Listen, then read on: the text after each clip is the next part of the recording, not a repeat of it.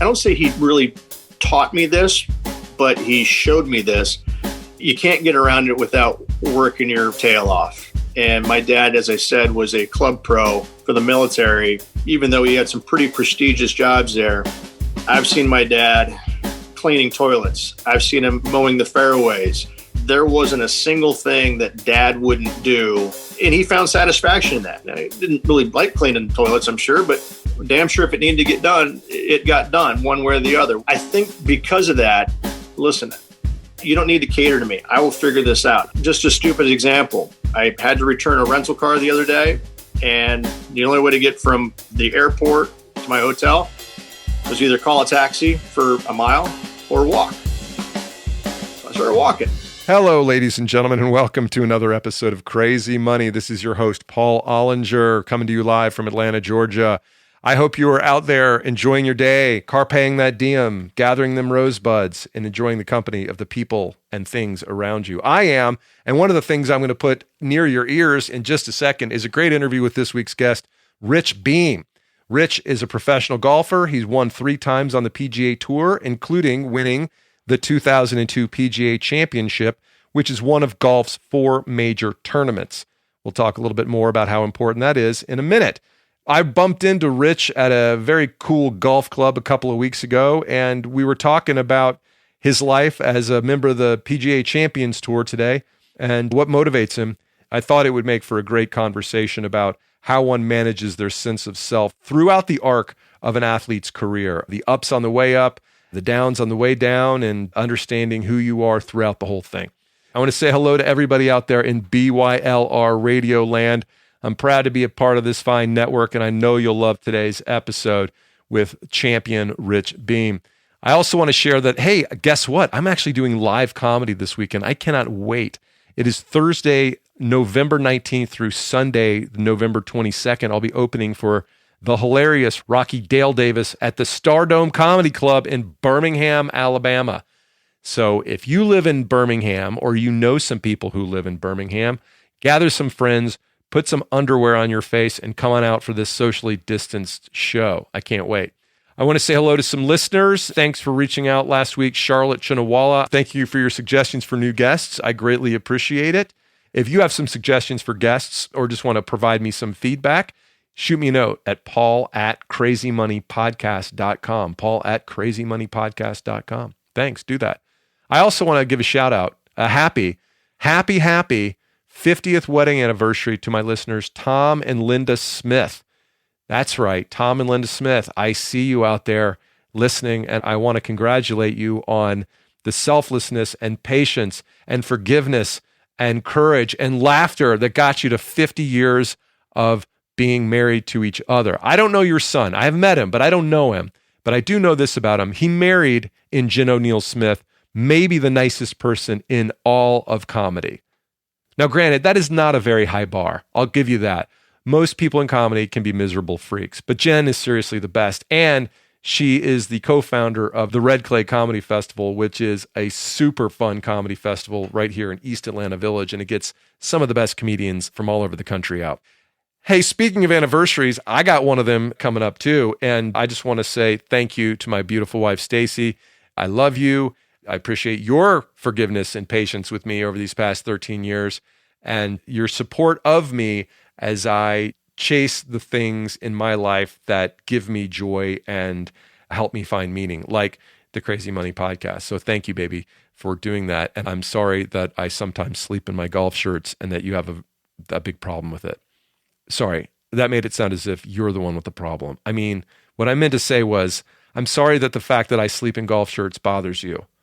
Wait a minute, let me say that again. I'm sorry that sometimes I bother you because I sleep in golf shirts. Look, the modern golf shirt is very comfortable, is what I'm trying to say. And sometimes they're clean when I do it, listeners. I'm not wearing a dirty, sweaty golf shirt to bed, but that's just kind of a recent pet peeve that came up in our marriage. Anyway, sweetie, I love you. And speaking of golf shirts, let's talk about a great golfer, Rich Beem. And also, it's relevant to anniversaries because in this interview, Rich talks about how important his wife and his family have been in his career and how having somebody he loves on the road with him or taking care of the kids at home was always something that gave him strength and confidence that he could go out there and be the best golfer he could be. And I think that's something to meditate on, especially as we move in to the Thanksgiving week, how grateful we should be for the way that stability at home allows us to be our best in the other areas of our lives.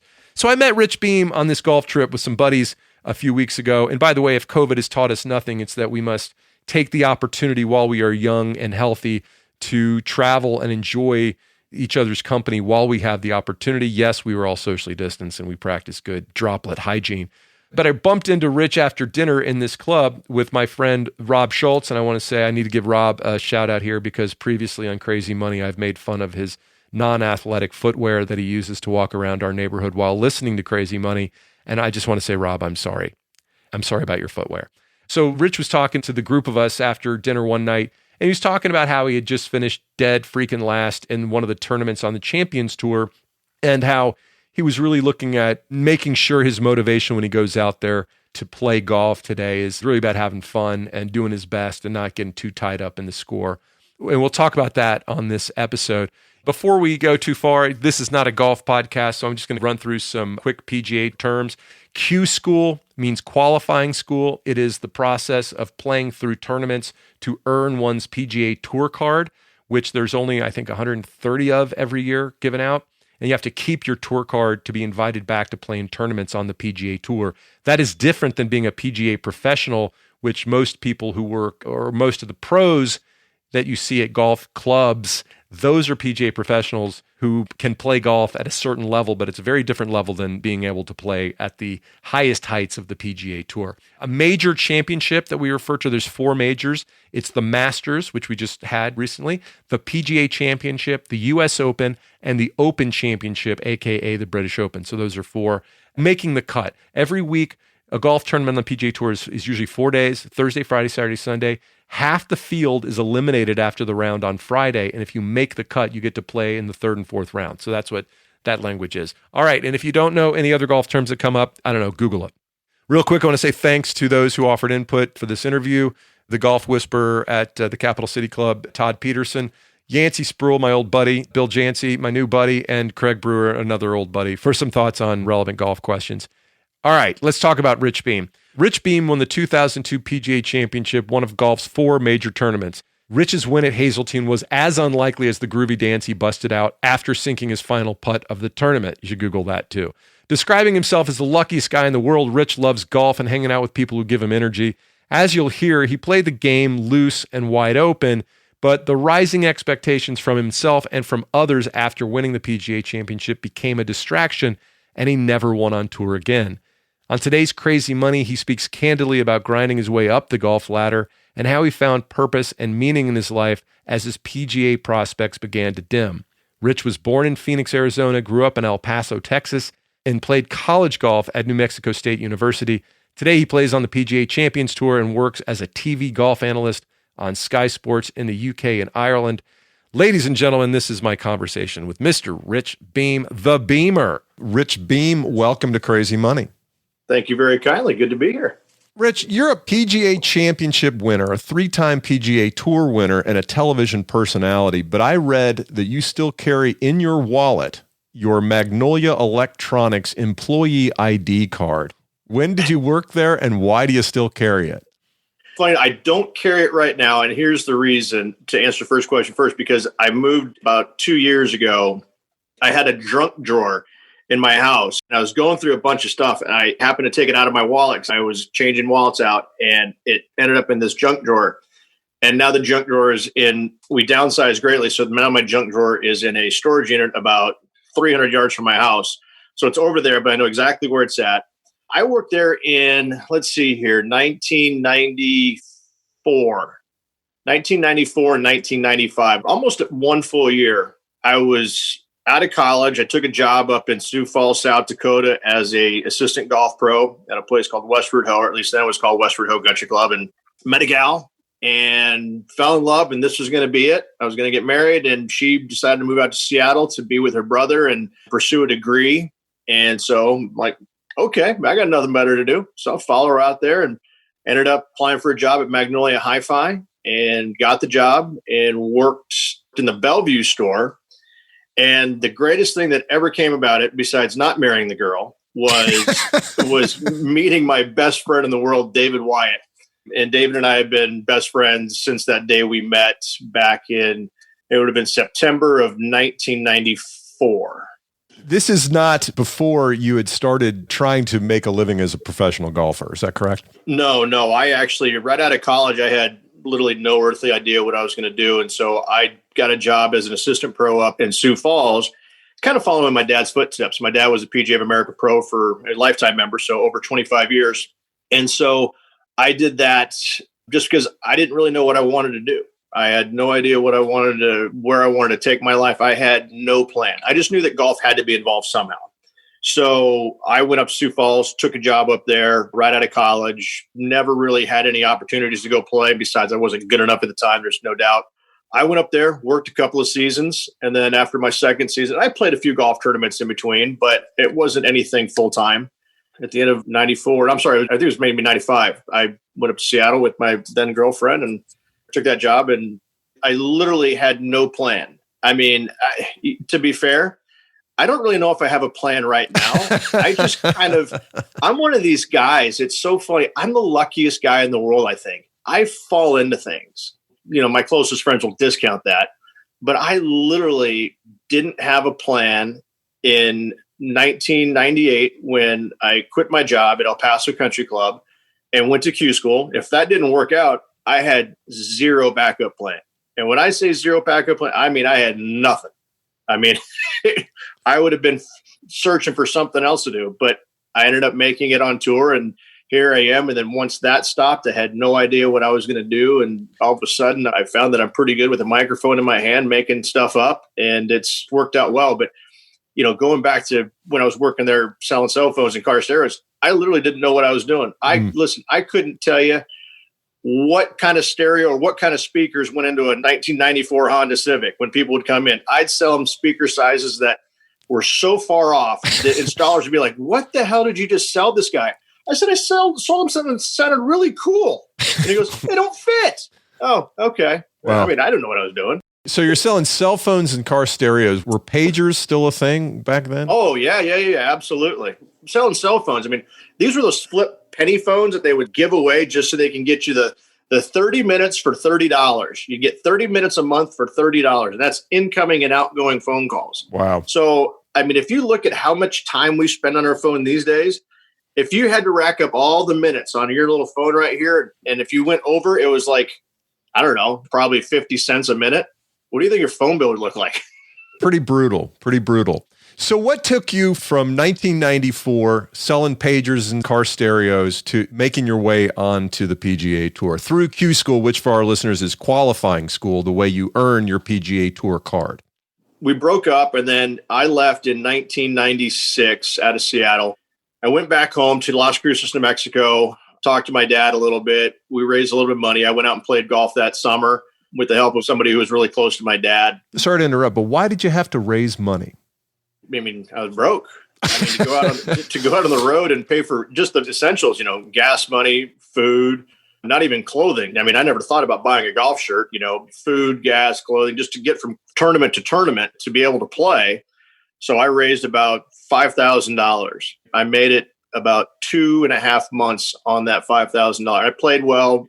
I actually came back with more money than I left with, which was kind of surprising in that era because, I mean, I tried to do everything on the cheap, unlike today, shack up with families on the road that would put me up at each tournament, which they would kind of look after you a little bit, they, feed you. They would really kind of take care of you and whatnot. And I befriended a lot of folks doing that on the tour back in the day.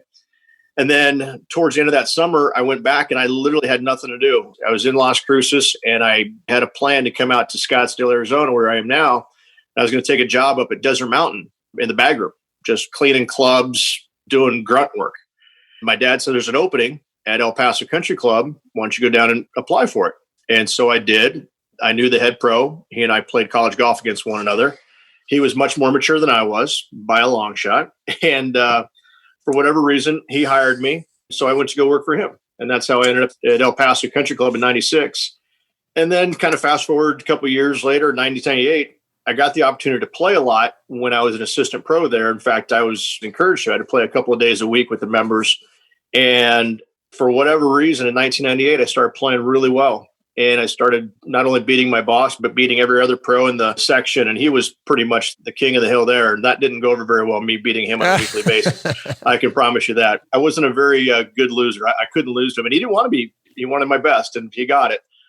But I played well. I mean, I won, just small tournaments, but I won like 7 of 10 events that summer. And then he just said, you need to go to Q school or you need to quit. But you can't work here anymore because you're not cut out for it, which I wasn't. But he was very graceful. But he was paying you 13 large. You were making just over 10 grand a year. In rent money was only $100 a month. Man, I was rolling it. I mean, $432 every 2 weeks. Come on. Why would I ever want to leave? It was weird. I mean, funny enough, in 1998, I was paid $13,000 a year, but through my tournament winnings, not including what I won at the finals of Q school, I mean, I won like almost $30,000 playing. I mean, I was playing very well, and I just kind of racked up. I didn't even realize how much money I had won in the summertime until my accountant says, well, you're lucky. You're kind of on the threshold of actually having to pay taxes. I'm like, what? Before we jump into sort of as your career takes off in the PGA, what did you want to do when you were 14 years old, when you grew up? Did you know you wanted to be a pro golfer? God, no, not at all. My dad actually worked for the government, for the military as a golf professional. So I traveled all around. New Mexico was kind of home base, but then we moved to Panama for 3.5 years. And then after that, we moved to Berlin, Germany. So at 14 years old, I would have been living in Berlin, Germany when the wall was up. And I literally once again, I did not have a plan. I was living for today. As far as what I wanted to do, golf wasn't even in the equation because back then golf wasn't cool. Unlike today where, Tiger Woods brought it to the masses, but then Ricky Fowler, Justin Thomas, today's kids, their generation has made it, I think, very cool. And so being a golfer back then, that wasn't even on the radar. Hell, guys back then they weren't making any money there. What I really wanted to do, and something that I would still pursue even at 50 years old, I'd love to be in advertising. I think the process of advertising, I'd love to make commercials. I love to come up with ideas about commercials. One of my close friends is actually in the advertising business up in Minneapolis. I send him ideas all the time and he laughs at them. He thinks they're funny, but turning those into something reality is a little bit more of a process than I. All right, you get through Q school, and what you're painting here is that the realities of the tour, right? It's not as glamorous as people think, and it takes a long time to get established on the tour. How do you go from newcomer to winner on the PGA Tour? Part of it was playing good, and a lot of it was trying to figure out how not to stare at the other players on the driving range. My first ever PGA Tour event, I go out to the driving range, and Mark O'Meara, who won 2 majors in 1997, and I get out there in 1999. Mark O'Meara hit balls a couple down from me. Then you got Lee Jansen, who won the U.S. Open the year prior. You got Curtis Strange back behind me. And I'm thinking to myself, I love watching these guys on TV. And I'm hitting balls next to them because we're going to play in the Sony Open, same tournament. I was in awe. I was starstruck. And unlike today's player, they get out there, they don't really care who it is. They're ready to go. But I was starstruck. A lot of it was also being a little bit naive and not really having respect for him, but knowing full well that we still were playing the same game on the same golf course. And your name is one thing, but what you shoot is another thing. You're not under par teeing off just because your name is Curtis Strange. And so that kind of helped as well, just realizing that we're all out there playing the same course, same conditions, and nothing's going to be given to you. You got to go out there and earn it, which is still the case today. But I made a bunch of cuts, even though I didn't have any good finishes, but I made some cuts, which gives you some confidence. At the beginning of the season, then I missed like 3 or 4 in a row. And then I got lucky. I went home for 2 weeks and I needed a break. I needed to kind of get off the road because I had never traveled that much. I'd never had a schedule where I was on the road that much. And you're right, as glamorous as it probably was back in the day, because I'm 28 years old. I'm driving my Ford Explorer around part of the country, chasing the golf ball and doing something that I not in a million years ever thought that I would do. But after a while, you realize that it's kind of a lonely experience. You don't get a lot of buddies out there. And this is when Tiger was starting to kind of beat up on everybody. And guys would no longer, the generation beforehand, they'd go play golf and then they'd, get done, sign their scorecard and go to the bar and hang out, and they'd sit there and compare bad shots with the other pros, and they'd sit around the bar and just socialize and chatter. But Tiger changed all that. He was beating everybody up, and everybody's like, we got to figure out how to do this better, or we're gonna lose our jobs.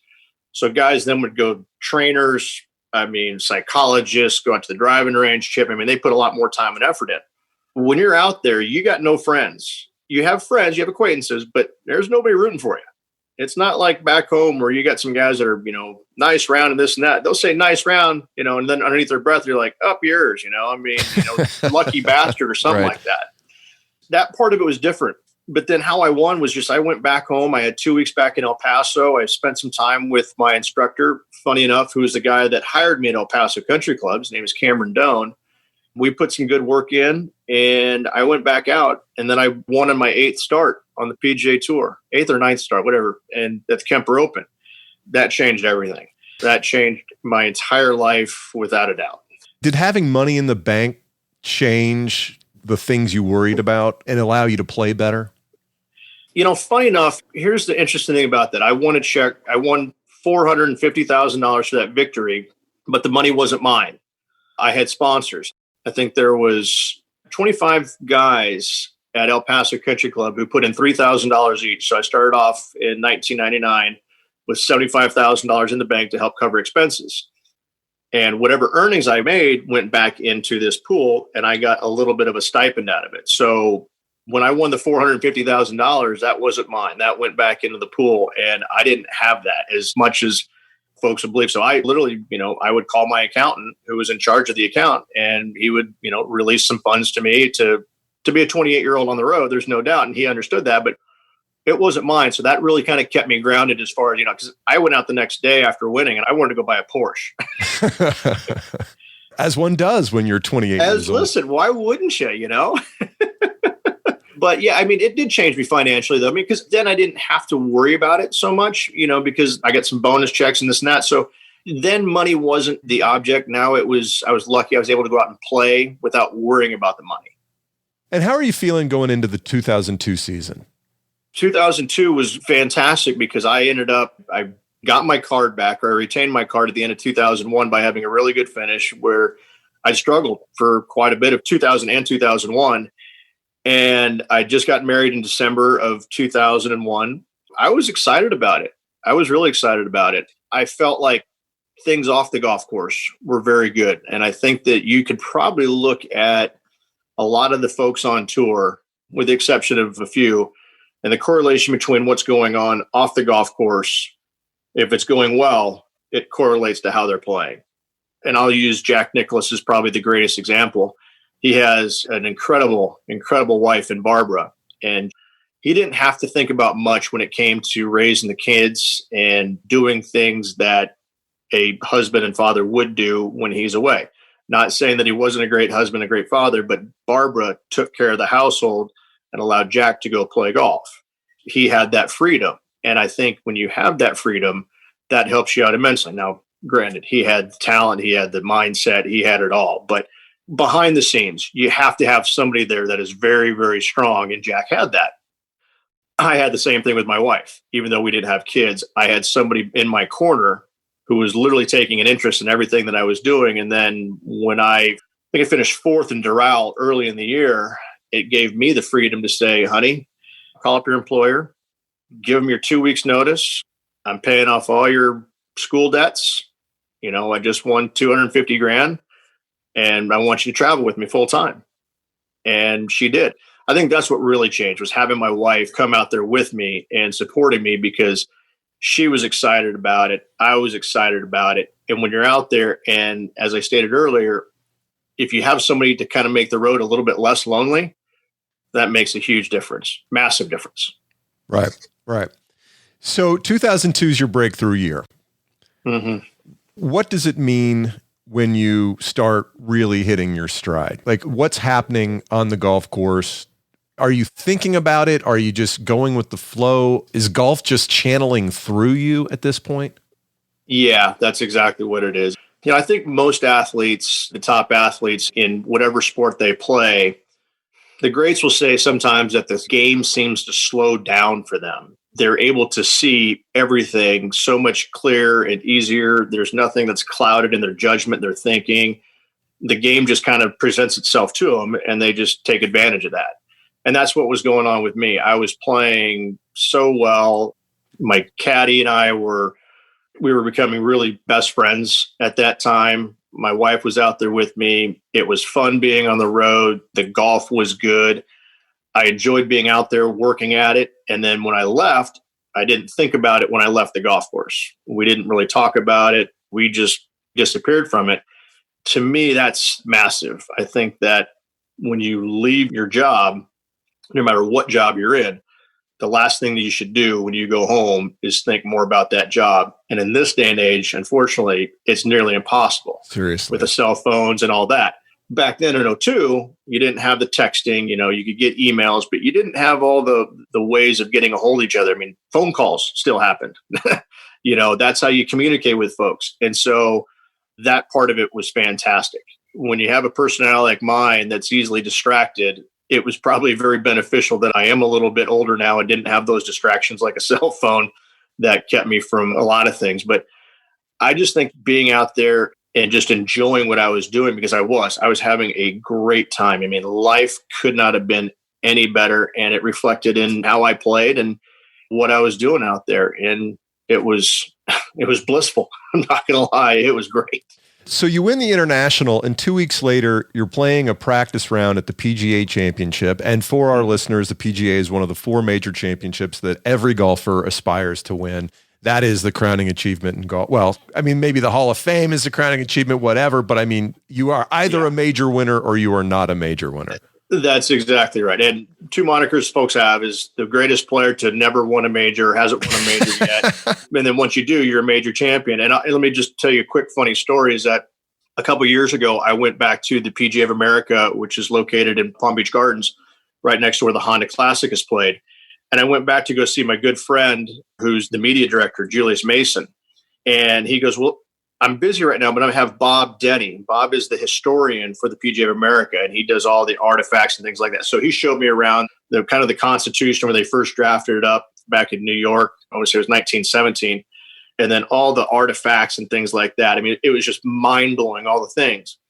And then he said something that was really funny. He says, there's not as many major champions out there that you think. I go, what do you mean? He says, well, you're number 183. 183, what does that mean? He says, of all the men that have ever played this game, you're only the 183rd different male to win a major championship of everybody that's ever teed it up. Because so many players win multiple majors. Because Jack's got 18, Tiger's got 15. Yeah, there's a lot of multiple ones. So I'm only the 183rd different male, even though there's been obviously multiple ones won. But I kind of thought that's pretty extraordinary. I didn't realize that, that's such a small number if you think of all the millions upon millions of people that have ever played, even professionally. I can't tell you how many guys that have teed it up professionally that I went through playing in college against that were so much better than I was in college. They never made it. That to me, that's kind of shocking, but it's a very cool number to have. So anyways. You're playing in a practice round at this major, at the PGA Championship in 2002 at a golf course in Minnesota called Hazeltine. I've never played the course, but I have had brunch there, and it was lovely. So you're playing with Fuzzy Zoeller. Tell us the story of what Fuzzy said to you. Yeah, so we're playing. I got the Dream Fivesome, and for all the golfers who are listening, I'm playing with Fuzzy Zoeller, John Daly, Robert Gomez, and Pat Perez. Amazing. And listen, I'm the quiet one in this group. I'm the quiet one in this one by a long shot. So we're on the 5th hole, and I played the day before, and this was on a Tuesday, and we get to the 5th hole, and it's a dogleg right par 4. I get up there, and I hit driver. I hit driver over the corner. Fuzzy goes, what are you doing, Beamer? It's a 2-iron, 8-iron into the green. Why are you hitting driver here? I said, Fuzzy, I got $1.6 million in the bank and a 2-year exemption. I'm hitting driver everywhere. And he goes, okay. And then after I ended up winning, I was on Golf Channel and they were doing an interview with me, and he calls in and he goes, I asked you what the hell you're doing. He says, you done good, son. You done good. I mean, he was like, what are you doing? What are you thinking? I said, I'm hitting driver everywhere. And I did. That is a riskier play. The risk reward there is way higher, right? It's a longer club. You also risk bringing trouble into play.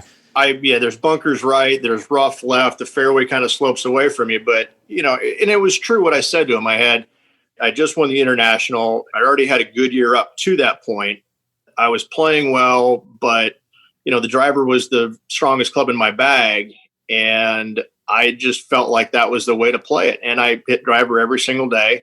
I don't think I missed the fairway on that hole. And in the final round, the stats say I missed one fairway, but I missed a fairway in the first cut by about 6 inches. But driver was the play for me. That was the golf course for the first time I'd ever seen it. But that golf course off the tee box just was so easy for me. And I go back there these days and I look at it and I'm just going, how? What was I thinking? What was I seeing that was so easy about driving it around here? Because it's not that easy. It's interesting that those wins made you more confident as opposed to sort of made you want to not risk the status that you were earning on tour. Like you doubled down on that bet and just said, we're going all in. Yeah, absolutely. I think that I'm more of an aggressive personality anyways. If things are going well, come on, let's keep pushing. I mean, there was no reason for me to not go with what my strengths would have been, which is driving the golf ball that week. But the one thing about that too is Greg Norman said this one about myself and Mark Calcavecchia, another great player, major winner. He goes, I've never met two guys that haven't seen a flag stick that they don't like, meaning that if there's a flag stick on a green, I'm going to figure out a way to get to it. You're going at it. I can't not do it. There's no chance of me aiming away from a flag stick. They put it there for a purpose, for me to get it close. It hasn't always worked out in my favor, but when it has worked out, I've been very good, very successful at it. But I've just been one of those guys, one of those personalities on the golf course. If I feel like I can hit a shot, I'm going to pull it off. I'm like Phil Mickelson's lesser successful child because he does the same thing, but he pulls it off a lot more than I ever could. But that's the way to play golf. I mean, Arnold Palmer played that way. I love watching Phil play, and that's the way I play. It's just like, if I think I can, can't stop myself from doing it. So you're leading on Saturday night, the third day of a 4-day tournament. How do you sleep? How do you rest going into the final day of a major championship with the lead? Well, actually, I wasn't in the lead. Justin Leonard was leading by 3. That's okay. Justin Leonard was leading by 3, but I was in the final group, which is a big enough deal anyways. I fell asleep by going to Chili's and having fajitas and queso dip and 3 Coors Lights and going back and taking a half a muscle relaxer. My wife's a pharmacist, so she okayed the half of a muscle relaxer to get some sleep because she goes, you're going to need it. You're not going to sleep very well without a little help. Right. So the Chili's muscle relaxer combo. That's exactly what it should have been. Obviously, I'd never been there before, but I had one 2 weeks prior, the last time I teed it up, and I wasn't in the final group there.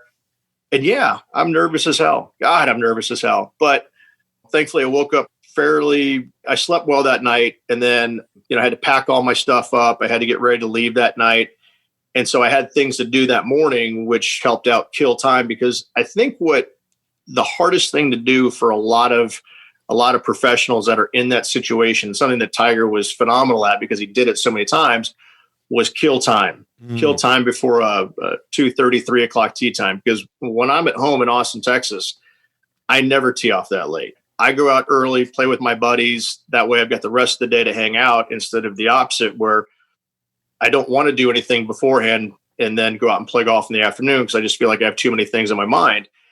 So killing time during the day when you have to play golf that late at any tournament, much less a major, that's always difficult. We had the benefit too, though, of being not on the East Coast time, but Central time. So we teed off, I think, at like 1:30 in the afternoon. So, I had less time to kill than having to go out at, say, 3 o'clock that afternoon. So that made it a little bit easier, but I slept pretty good. But I got to say that you have to keep your mind active on other things before you go tee off, because once you get there and you've got the 40,000 people watching you, you can't hide and you know what's on the line. And so you better embrace it or you're going to get run over. You're not going to survive. You play really well on Sunday. You've got the lead going and you're playing with Justin Leonard. Tiger is in front of you and he's beating up everybody on tour that season. and has a phenomenal stretch of birdies on the back nine. What are you thinking as you're coming up 18? How do you keep from soiling yourself as you're standing over your approach shot to the 18th? I got to say, I've been asked that question so many times, but you said it the best way. How do you keep from soiling yourself? That was brilliant. Thank you for that. A couple things. Tiger birdied 15, 16, 17, and 18, but thankfully he was playing with Fred Funk that week. And Fred was a big story. His brother was battling alcoholism, alcohol abuse. And so Fred came out with that story on Thursday after he was leading, very emotional about it. So the fans up there got around him. And so every time I heard the roars go up, I'm thinking, yes, way to go, Freddie, knowing full well that it's probably not Fred. But, you just kind of have to assume that you don't want to start thinking about Tiger in that situation, which I didn't. Thankfully.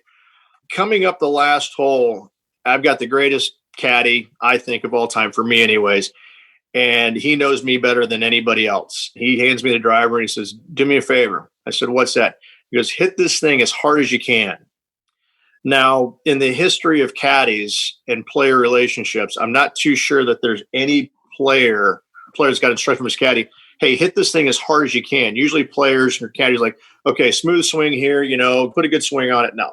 He's like, hit this sucker as hard as you possibly can. And his rationale was that when I get nervous, you hit it straighter. And listen, if you swing as hard as you can, you're going to hit it straight again. And of course, I hit it right down the middle, longest drive of the day. The second shot, though, that's when I was about to soil myself. This is the God's honest truth. I'm sitting over the shot and I'm shaking so bad. I literally tell myself before I pull the club away, don't shank it. Whatever you do, don't shank it. Not let's hit it to the middle part of the green. Let's hit it to the back edge. Let's hit it out. Don't shank it. And I came up and out of it. I thinned it to the front edge. I ended up three putting, only three putt of the week, ended up three putting, but I had a 2-stroke lead. So that was good enough. But I'm not kidding you. I literally said to myself, don't shank it in front of all these folks. Cause I don't know if I can make bogey from where I shank it to.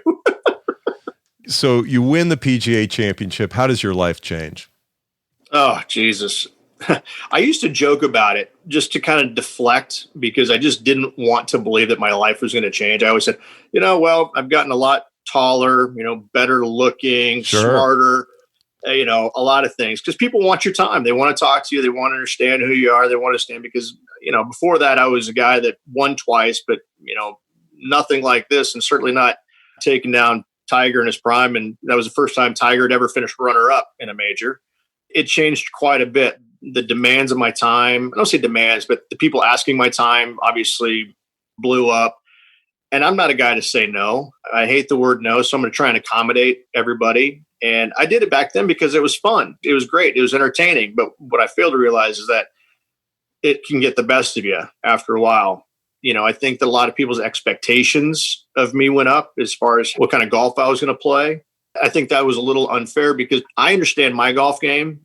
I understand what's inside of me. I know what I'm capable of, but I also, on the good side, but I also know what I'm capable on the bad side too, right? I mean, I know that my downfall is firing at every flag stick, and I know that it doesn't always work out. And I know that, when you short side yourself on the PGA Tour, you're not going to have a very long career. But when everything is going well, it's easy, it's great, it's fun. But there was a lot of demands on my time, and I wish I had gotten a little bit better handle on it. I wish I would have gotten a little bit better guidance from some folks that just wasn't there.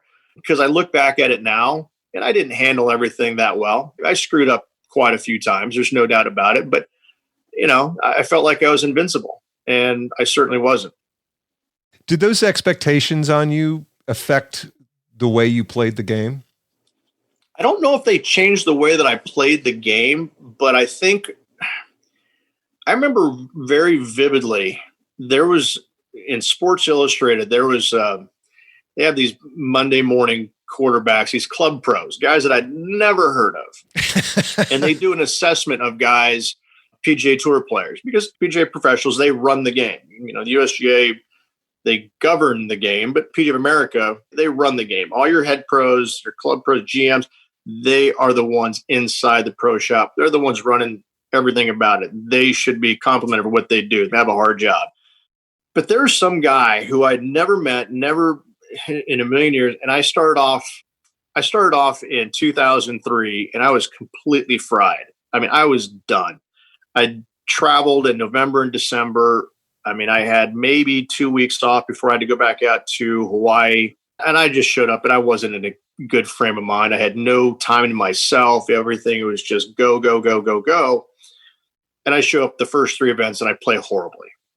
And after the third event, this guy at Sports Illustrated writes this article saying that he basically trashes me and says, just shows that 2 hot weeks with the putter will get you some wins on tour, but you have to have more game than that to be out there for a long time. Something like that. And I thought to myself, you sorry mother. I mean, like, who are you? You don't know me. You've never talked to me. You don't know my game. You don't know what's going on in my life, my world. And that ate at me. And what I found was there's a lot more things that ate at me. And it goes back to the expectations. People think that they know your game. People think that they understand what's going on.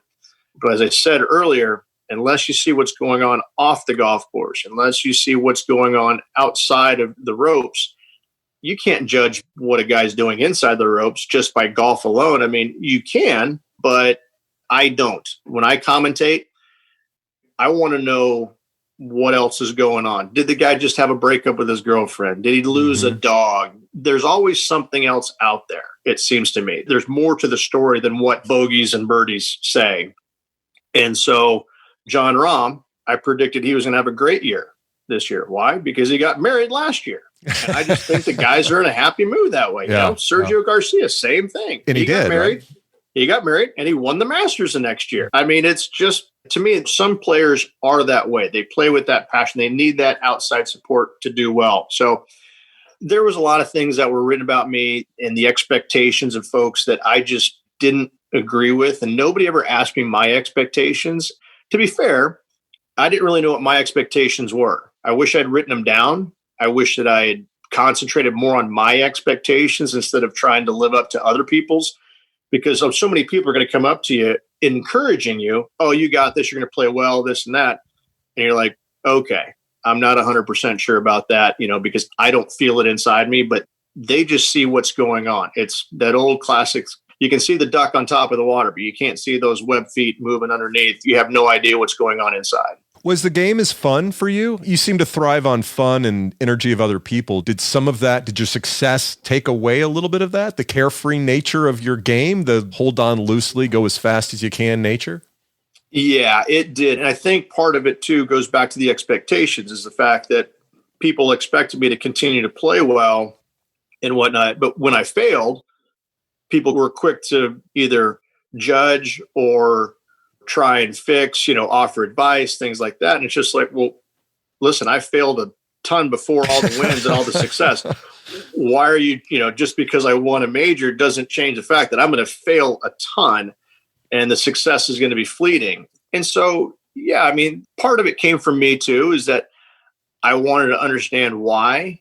I dug too deep and I was looking for stuff that wasn't broken and wanted to fix it. And when you have 5 years, and this has been said by more than one guy, Craig Perks, another close friend now on TV, he won the O2 Players Championship. You know, you get a 5-year exemption, all of a sudden you realize you have time, you have some freedom to change things that may not be broken. And so that's when you start going to look for things that aren't broken just because you perceive them to be. And so there was a lot of times that I did that. I got to say, it wasn't a lot of other folks, as you know, it was still mostly me too, out there looking for things that I shouldn't have been looking for. Looking back on it now, it's pretty easy to figure out what I should have done versus what I did do. And, you know, I think that's with everybody. Yeah. I'm 51 now, so slightly older than you, but what you learn, one of the many things you learn when you get a little bit older is that a career isn't always a straight line of ascendancy up and to the right? There's peaks and there's valleys. And, you know, just because you make $3 million in 2002 doesn't mean you're going to keep making that kind of cash year after year after year, right? And you still did great for another 8 years. But at a certain point, as is typical, the life cycle of an athlete rounds out and starts to decline. How do you manage your sense of self and your personal identity through the ebbs and flows of your professional success? Boy, that's a great question. I think as a golfer, and I don't know how other athletes feel about this, and I think this kind of could pertain to anybody in any walk of life. Maybe it's a little bit different for golfers. Each and every day, you can look, when we used to have newspapers, you could look in the newspaper, you can look online now, you can find out exactly what I shot. You can see exactly what I shot. You can look at NBA players, Major League Baseball players. You can look at all those guys and see what they shot and, what their stats were. And when I would get text messages after shooting 66, 67, you get 50 text messages saying, hey, great job, keep it up, this and that. And then the next day I'd go out and shoot 74, 75, and you get nothing back. Well, pretty soon your sense of identity becomes what you shoot. So my identity, unfortunately, went down the road of what I shot. And that was so unfair to myself. And that was probably the beginning of the end for me, is when I started associating my numbers, what I shot, with who I am. Am I a 75 guy or am I a 68 guy? People seem to love me when I shoot 68. People seem to love me when I win the PGA. But when I miss the cut, when I shoot 75, oh, that's too bad. It wears on you. And it's something that I try. My son's a golfer, and I just tell him every single day, what you shoot is not you. That's just what you shot today, because I can promise you every single golfer is going to mess up. Dustin Johnson shot a pair of 80s, a 78, and withdrew, and then all of a sudden became the FedEx Cup champion earlier this year. It's not who you are. It's just what you did that day. And it might be what you do for a month, but it's not you.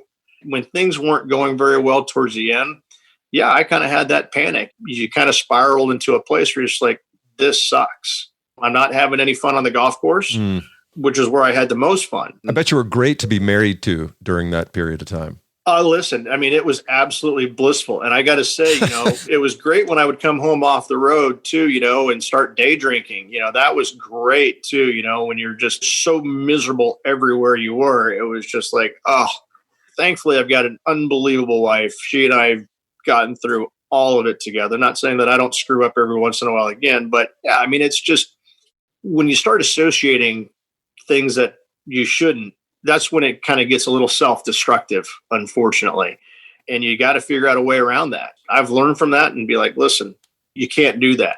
You're the same person, no matter what score you write in that box in the day. When you walk off that golf course, you're the same guy that hopefully people still love, want to be around, hang out with, listen to your stories, share a beer with, or dinner, whatever the case may be.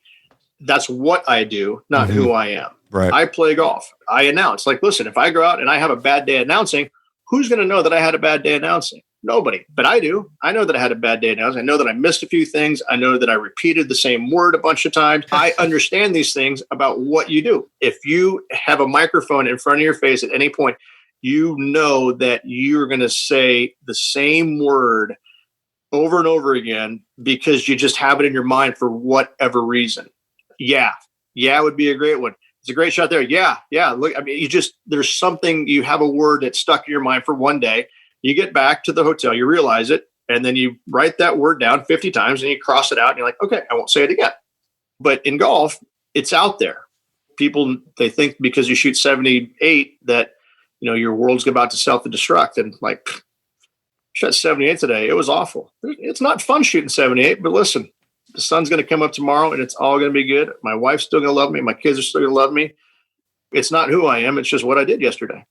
Now, F. Scott Fitzgerald said there's no second act in America, but the PGA, sorry, here we are. Yeah. This is the beauty of not doing it live, right? Exactly. Well, listen, and see, doing it live, though, is great because you can't expect people. I think that when I do live TV, if they expect perfection every time, listen. You get Jim Nantz is what you get. Yeah, you get. But listen, Jim Nantz messes up, but he just does it a little more eloquently. He does do it very, very smoothly. I love it when I mess up live on TV. I'm like, what in the world did I just say? What was that? I make fun of myself, and I think people love it. When you're on live TV or when you do things live, you're supposed to mess up. Listen, I'm not a trained. Jim went to school for that. I didn't. I'm an ex-golfer. this is not what you grew up to be. Listen, I think it's great when we mess up because people think like, okay, he's human. Right.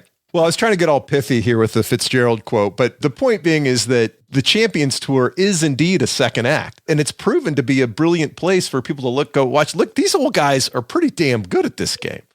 They are. You got to make a lot of birdies out there, which I'm currently not doing enough of.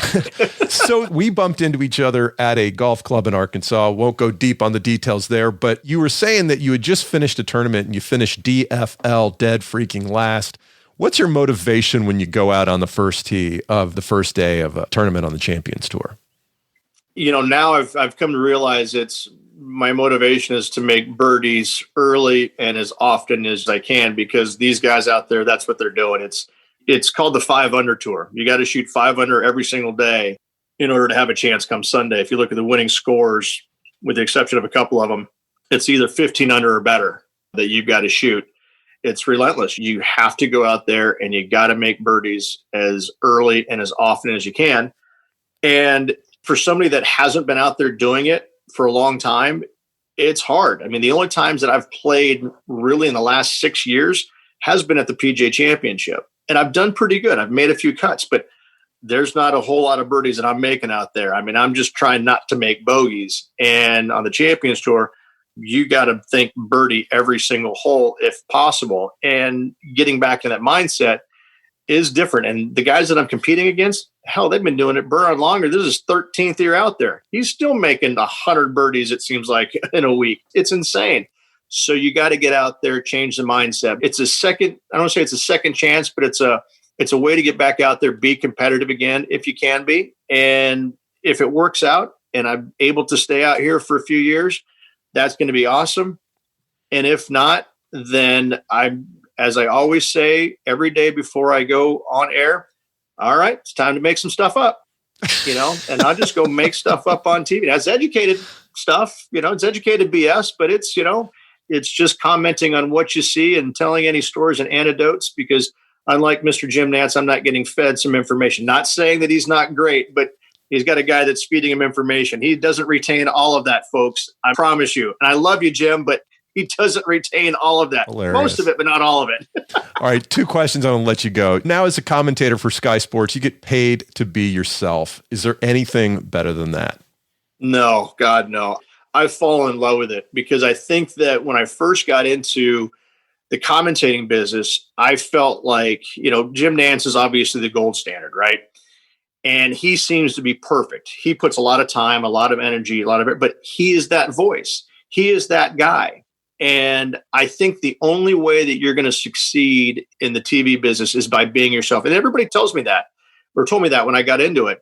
But finding yourself, though, and finding your personality is a little bit different, because the personality that, say, you think that I might have versus what I think I have, what I've learned is that my humor and the way that I look at things, kind of like the exchange we just had.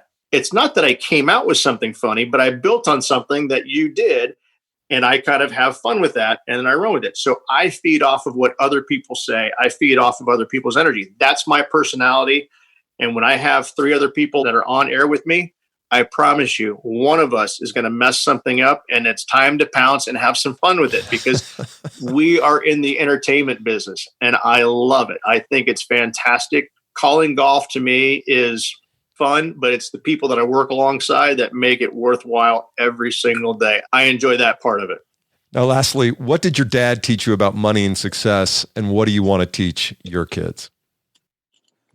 It's a good question. I don't know if my dad ever really taught me a whole lot about money, to be fair, and about success. Success is kind of what you want to make it. I mean, I think people take Champions Tour, for example. Tommy Fleetwood, one of my closest friends, very successful guy, I think he's top 10 in the world. He says, you're going to need a Brinks truck for the Champions Tour because of all the money you're going to make. And yet, for me, I know that success on the Champions Tour is going to be a very slow process, if I even get there, but a process I'm looking forward to. So success it takes time in certain instances, but it's always there. I mean, anything can change in the blink of an eye, especially in the game of golf. probably more than anything else. So my dad, I don't say he really taught me this, but he showed me this, is that you can't get around it without working your tail off. And my dad, as I said, was a club pro for the military. And even though he had some pretty prestigious jobs there, I've seen my dad cleaning toilets. I've seen him mowing the fairways, raking bunkers, mowing greens, fixing the irrigation lines, flipping burgers, pouring beer, giving lessons. You name it, there wasn't a single thing that dad wouldn't do pretty much for anybody, and he found satisfaction in that. Now, he didn't really like cleaning toilets, I'm sure, but damn sure if it needed to get done, it got done one way or the other, whether he had somebody do it or if he had to do it himself. I think because of that, some folks are a little surprised that, listen, you don't need to cater to me. I will figure this out. I can, just a stupid example. I had to return a rental car the other day, and the only way to get from the airport where the rental car dropped me off to my hotel was either call a taxi for a mile or walk. So I started walking. It's no big deal. I will figure out a way to get things done, and I will do whatever it takes, whatever the job requires to get it done. I don't want to be catered to. I want to be pandered to. I don't want to be treated like anybody else, although I do like flying first class. I'm not going to lie.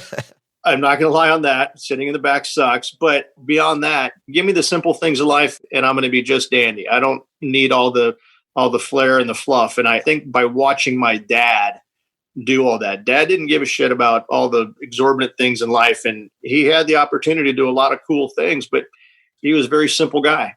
And I think by watching him do all that, I learned that's kind of who I am. It's nice to be catered to every once in a while, but listen, move aside. I can regrip my own club. I can do stuff on my own. Why don't you cater to the other guys that need it because their egos demand that? My ego doesn't demand that. Well, this has been a lot of fun, Rich. Where can our listeners follow you on the internet? They can follow me on both Twitter and Instagram at Beamer PGA. Just keep in mind that I throw out funny stuff, or at least I find funny. Every once in a while, I do one political thing, but that's going to be done. Yeah, just keep in mind that I have fun with all of it, and everything that I do is tongue-in-cheek, and I'm just trying to look at the bright side of things. There you go. And Beamer is Beemer. Yeah, Beemer. And we'll have links to that in the show notes. Rich Beem, I really enjoyed talking to you. Thanks for your time. That was a blast. Well, I enjoyed that conversation, as you could tell. We've had so many great guests on Crazy Money recently, and I'm just honored that these folks are willing to come on, to take the time to share with us insights from their lives, the ups and the downs, so that we have the opportunity to live our best lives and maybe just not feel so bad by comparison sometimes. I know that retirement is a huge, huge adjustment for everyone, whether you've been in the accounting business for 30 years or whether you're a professional athlete who at 31 has to reinvent himself like Apollo Ono talked about a few weeks ago. These are huge adjustments. It's really important that we as human beings share our vulnerability about these things, because anybody that wants to pretend like it's super easy to transition into a new professional identity isn't being honest, or they're just really, really, really lucky. So I appreciate Rich today sharing those insights. Let's talk about a few key takeaways. Number one, careers are not always straight lines up and to the right. For some people, yes. But for most people, it doesn't work like you come out of college and then you make manager and then you make senior director and then you make vice president and then senior vice president. Maybe it does, but for most, life happens. Recessions happen. Crazy bosses happen. Acquisitions happen. Companies go out of business. You got to take time off for health reasons or for family reasons. It's just life happens. And you should be trying to manage your life over the course of decades, not the next promotion. And I thought that was really good. Very closely related to that is you're not your score. I appreciate Rich's candor so much that he would come out and just say, it sucks to not play as well as you did when you were the darling. He's a PGA champion a few years later. He's injured. He's recovering from surgery, and life's just a little bit more difficult. Well, a lot more difficult. We're all going to go through these phases in one form or another. And remember that you're not your score, however you define score, whether it's your paycheck or your title or whatever. That's not what it's about. Keep that in mind as you go through your day. I also love the fact, we'll call this the third takeaway, how important his wife was to him. The tranquility that entered his life when he found the right person to be with was key to his professional success, that he knew he could rely on her and that she could rely on him and that they were going to be together, and all the drama that happens when your dating is over. I thought that was a really cool key insight. It was only that we finally got engaged that I realized I had been wasting a lot of energy in the whole dating world for so long. It's like, oh wow, that is a peaceful way. This is why married men have lower insurance rates than single guys, because single guys are out there spinning their wheels, creating all kinds of drama and stress in their lives that's 100% optional. We get a bonus takeaway this week. Here's what we're going to get. The bonus takeaway is when you want to get a good night's sleep, go with the Chili's fajitas, 3 Coors Light, and half a muscle relaxer. Don't do that and blame me. I'm not a doctor. I cannot give you advice. I'm just saying I might keep that in my back pocket for me. Everybody, thanks for listening all the way to the end. I really appreciate it. If you like what we're doing here at Crazy Money, do me a favor, share this with 3 friends. Pick 3 friends who you know love reading, love thinking, love talking about life's big issues. Send this program to those 3 friends. I really appreciate it.